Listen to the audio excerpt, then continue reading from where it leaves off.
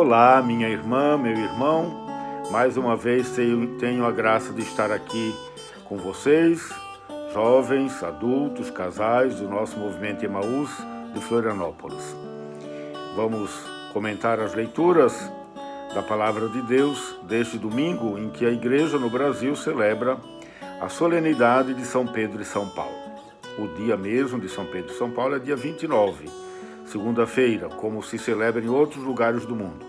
Mas aqui no Brasil, para facilitar que o povo participe da festa, se traz a festa para este domingo.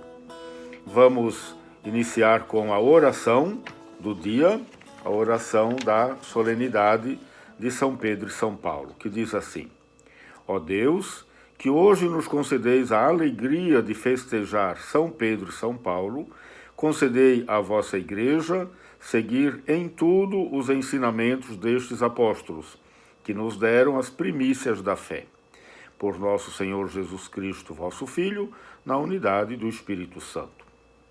Portanto, na celebração da solenidade de São Pedro e São Paulo, somos convidados a relembrar os seus ensinamentos para nos fortalecer na fé, na vida, na comunhão da Igreja. Hoje nós vamos começar o comentário com o Evangelho de São Mateus, que nos fala da fé de Pedro, sobre esta fé, sobre esta história, sobre esta pessoa, sobre a fraqueza desta pessoa que é Pedro, constrói-se a Igreja. A pedra fundamental da Igreja, na verdade, é o Senhor Jesus, mas a pedra humana da qual o Senhor Jesus se serve é Pedro. Na fraqueza de Pedro, a força de Cristo. Vamos lá. Mateus 16, 13 a 19. Naquele tempo, Jesus foi à região de Cesareia de Filipe e ali perguntou aos seus discípulos: Quem dizem os homens ser o Filho do Homem? Eles responderam: Alguns dizem que é João Batista, outros que é Elias, outros ainda que é Jeremias ou algum dos profetas. Então, vê-se que Jesus sai do ambiente da Palestina, vai para território estrangeiro, território dos pagãos, Cesareia de Filipe. No estrangeiro, portanto, fora do ambiente comum da religião, da sociedade judaica, como que para dar mais liberdade para os discípulos se expressarem, Jesus pergunta: o que é que o povo por aí diz de mim? Ele usa a expressão Filho do Homem, é o título que Jesus usava para falar de si. Ao mesmo tempo, um sinal de humildade, Filho do Homem, um homem qualquer. Mas lá em Daniel, uns 200 anos antes, fala-se do Filho do Homem que virá com poder e glória sobre as nuvens do céu. Portanto, apontando para a glória futura do Senhor Jesus. É assim que Jesus fala de si mesmo, nessa humildade, mas também apontando para a sua glória futura. O que o povo por aí diz de mim? As respostas são as mais disparatadas. João Batista, que já havia morrido, teria ressuscitado, Elias, Jeremias, um dos profetas. E Jesus pergunta: e vocês então? E vós, quem dizeis que eu sou? Que é a pergunta que Jesus faz também para você, para mim. E você? Quem sou eu para você? Simão Pedro respondeu: Tu és o Messias, o Filho do Deus vivo. Tu és o Messias. Messias, Messiá em hebraico, Christos em grego, em português, eleito, ungido, escolhido. São três palavras que dizem a mesma coisa. Messias, que vem do hebraico, Cristo, que vem do grego, ungido ou escolhido em português. Tu és o Messias, o Filho do Deus vivo. É a fé de Pedro. Aqui vale para nós também nos perguntarmos: quem é Jesus para mim? Para o povo, Jesus é para a mídia, por exemplo, para o mercado, para os estudiosos, o mundo da academia, os intelectuais, o mundo jornalístico. Jesus é um homem que viveu 2000 anos atrás, interesse dos historiadores, dos arqueólogos, quem sabe psicólogos, né, estudaram a psicologia de Jesus Cristo, a sociologia no tempo de Jesus, o interesse político, o envolvimento político de Jesus. Um homem, um filósofo, um mestre, né, com uma grande moral, uma grande ética, a sabedoria do bem viver. Isso, o mundo. Agora a pergunta de Jesus é: e vós? E vocês? O que é que dizem de mim? Quem sou eu para vocês? Pedro, à frente dos discípulos, também à nossa frente, Pedro diz: tu és o Messias, o Filho do Deus vivo, tu és o ungido, tu és o escolhido, tu és o prometido, tu és aquele que vem em nome do Senhor, vem da parte do Senhor, Filho eterno de Deus. Respondendo, Jesus lhe diz: feliz és tu, Simão, filho de Jonas, porque não foi um ser humano que te revelou isso, mas o meu Pai que está no céu. Quando nós dizemos quem é Jesus para nós, tu és o Messias, Jesus diz quem nós somos para ele. Tu és Pedro. Pedro disse: tu és o Messias. Jesus diz: tu és Pedro, tu és a pedra fundamental da igreja. Então é muito importante essa relação, que a gente saiba quem é Jesus para mim. Ele vai dizer quem sou eu para ele. Possivelmente não vou ser pedra da igreja, mas uma pedra, uma pedrinha que vai colaborando na construção da sua igreja. Por isso eu te digo que tu és Pedro, e sobre esta pedra construirei a minha igreja, e o poder do inferno nunca poderá vencê-la. Sobre esta pedra, que é Pedro, será construída a igreja de Cristo, a minha igreja. Apenas 2 vezes aparece a palavra igreja no Evangelho de Mateus, e aqui aparece a minha igreja. A igreja não é nossa, não é minha, é de Cristo. É muito importante a gente considerar isso numa época em que, com a maior facilidade, muitas pessoas querem construir a sua igreja.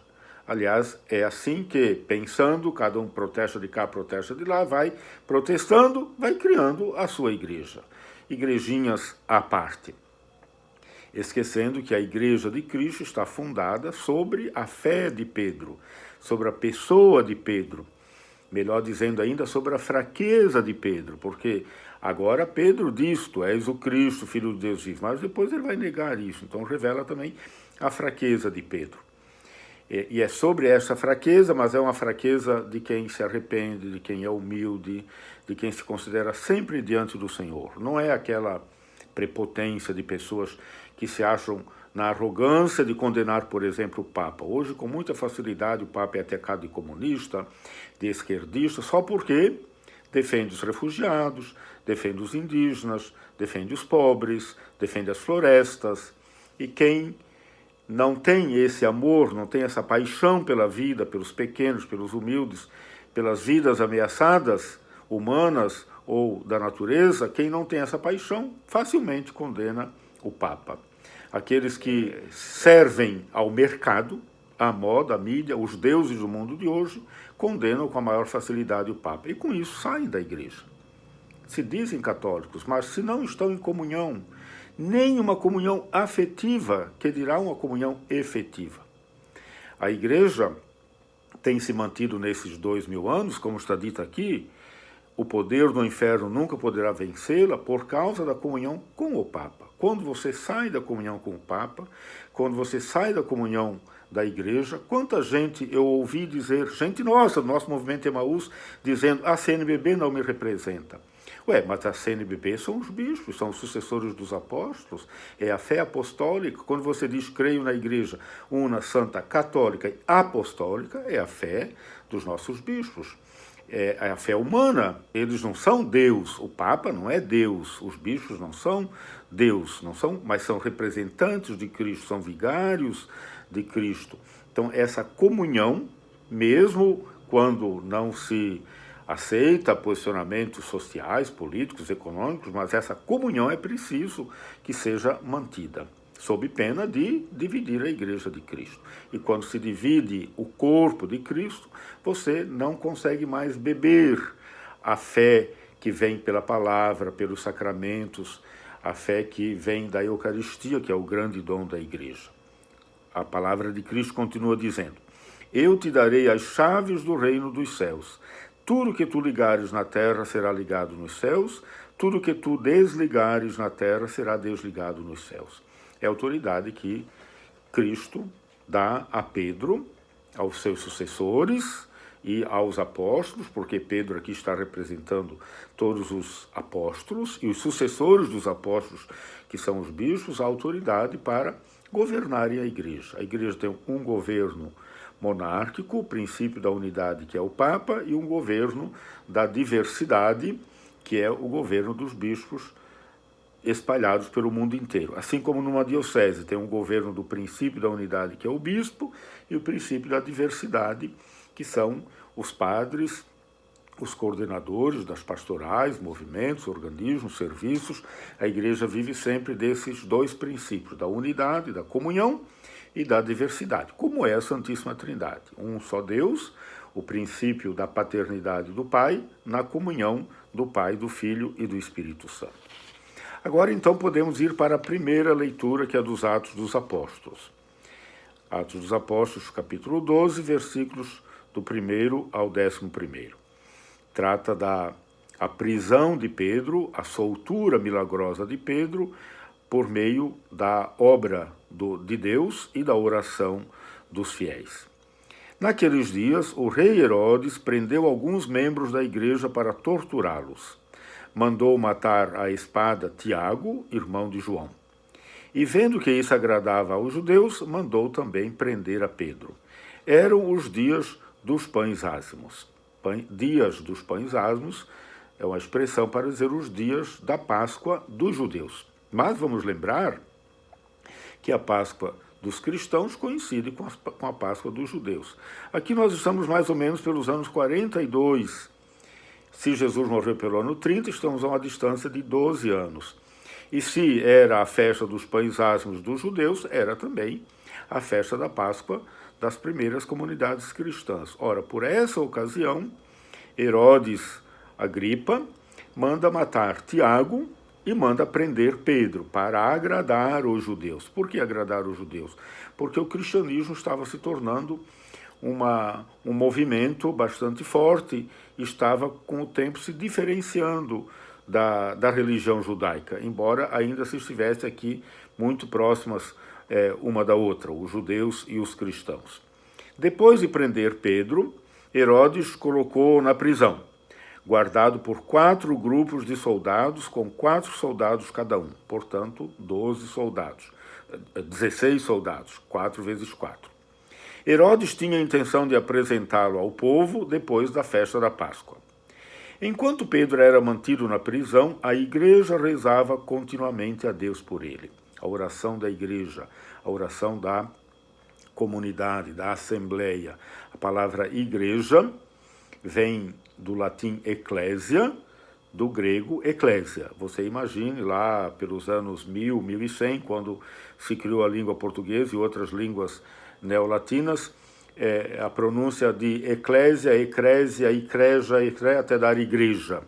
Então, a igreja é a assembleia, é a comunidade, o povo convocado para seguir o caminho do Senhor. Esse povo, essa igreja, rezava continuamente a Deus por Pedro. Veja aí a comunhão, a unidade com Pedro.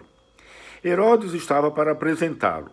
Naquela mesma noite, Pedro dormia entre 2 soldados, preso com 2 correntes, e os guardas vigiavam a porta da prisão.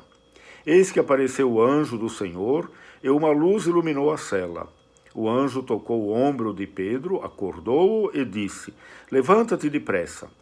As correntes caíram-lhe das mãos. O anjo continuou: "Coloca o cinto e calça as tuas sandálias."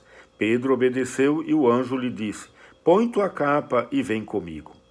Aqui a gente pode perceber o cuidado que o anjo tem com Pedro. O anjo aqui é o próprio Senhor Jesus, né? O próprio Deus.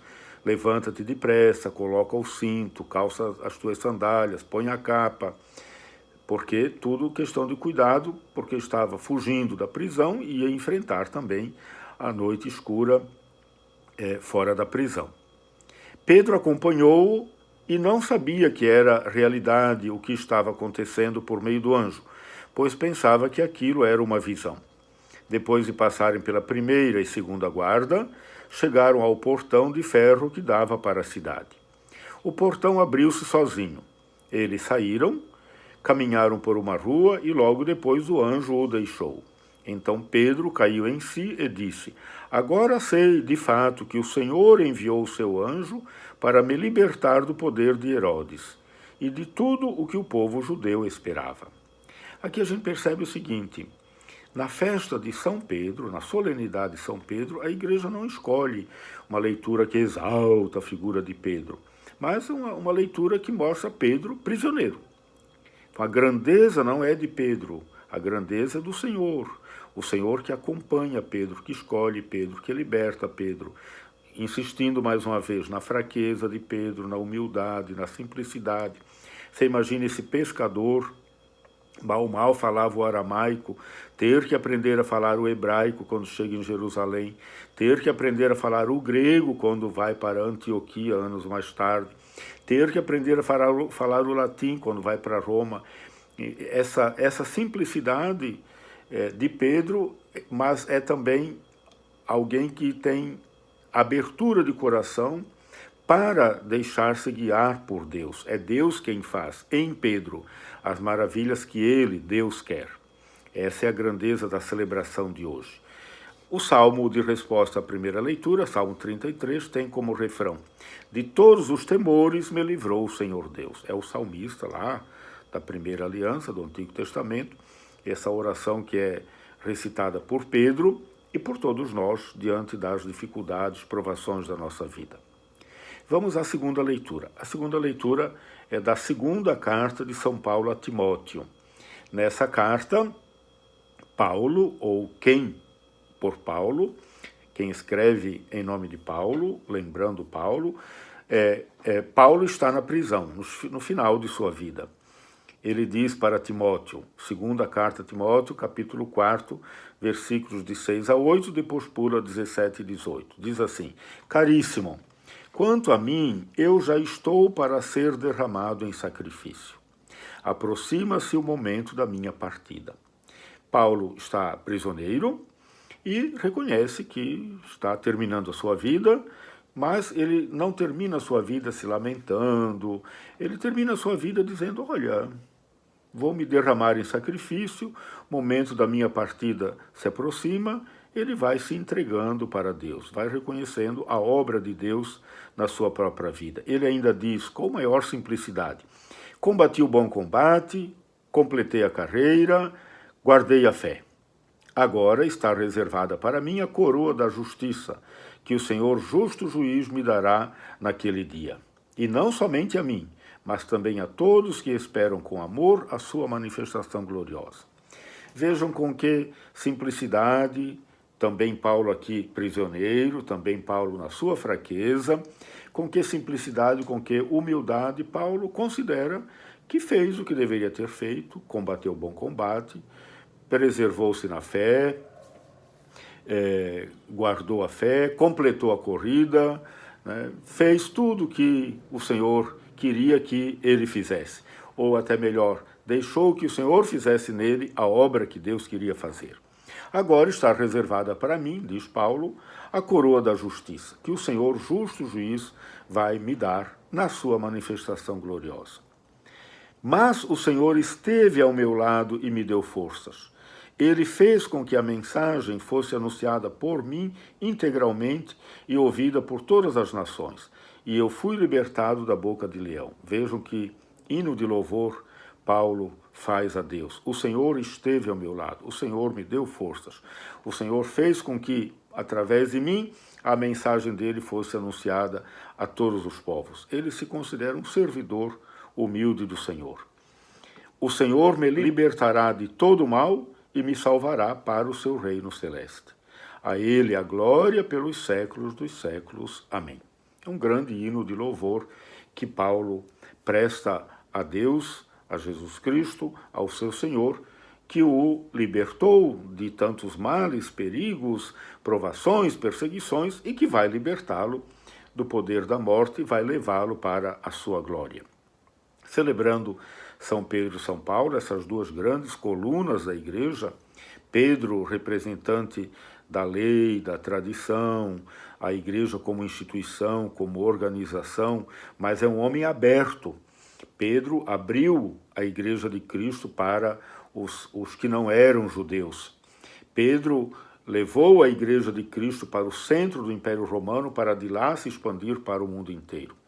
E Paulo representa os povos, as línguas, povos, tribos, nações. Paulo, um grande apóstolo das nações.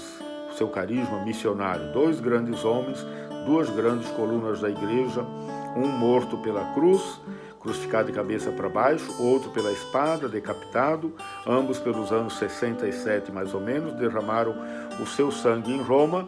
Por isso a nossa igreja tem a sua sede em Roma. Sobre o sangue desses 2 grandes apóstolos constitui-se a Igreja Católica Apostólica Romana, a Igreja de Cristo, que celebra, junto com a solenidade de São Pedro e São Paulo, o dia do Papa, manifestando assim a nossa comunhão, nossa alegria de vivermos essa grande comunhão com Pedro e por meio de Pedro com Jesus Cristo.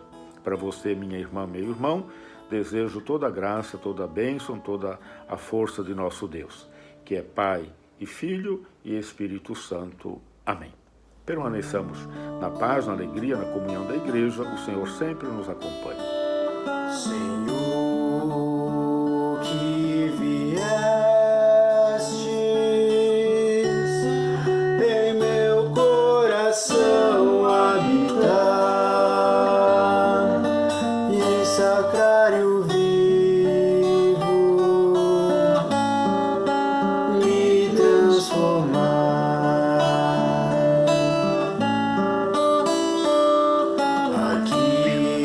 Estou em silêncio, a tua voz a escutar, para que me ensines como devo te amar. Tua graça me envolve, teu ser está em meu ser. Quero, Senhor bem amado, sempre te pertencer.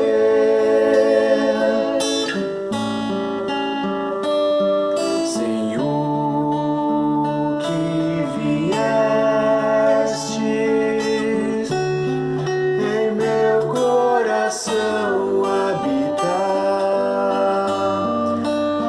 sacrário vivo